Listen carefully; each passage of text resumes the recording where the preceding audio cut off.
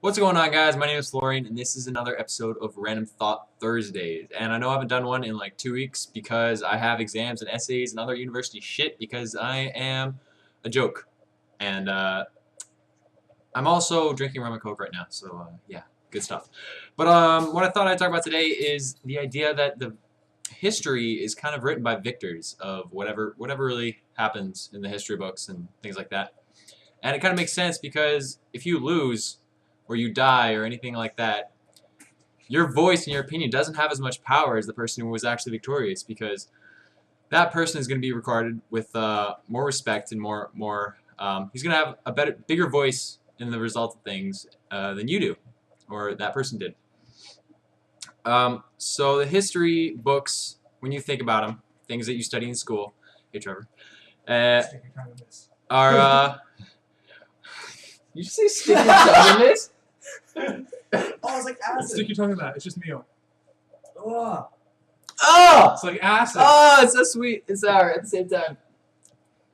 Okay, I'm done. Alright, start. History books are no, I'm not starting. I'm not starting. Keep that in it. No, yeah, I'm keeping it in it.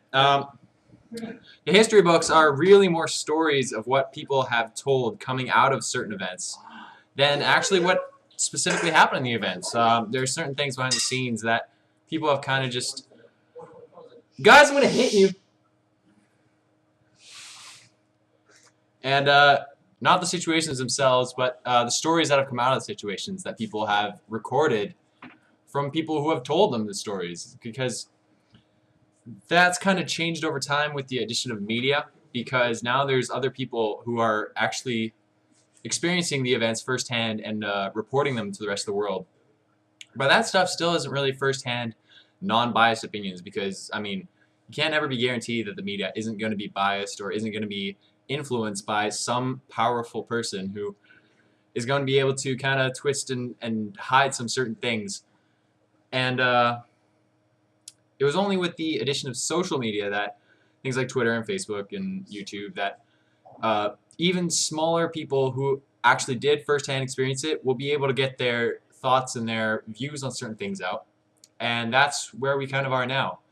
And it's become a development from relying on stories that the victors have told to relying on what the reporters are saying, and the reporters are never a guarantee either, to what real people like you and I are experiencing at the time and reporting basically to nobody, but everybody has access to that information. So it's become a really dumbed down system, from the victors who get to tell the stories, to the reporters who see the stories and report them, to the people who are actually experiencing the things and live reporting them to anybody who's willing to listen. And that, I think, over time, it's become a much more true representation of what's actually happening with this development from victor to reporters to actual people who are experiencing, like regular people.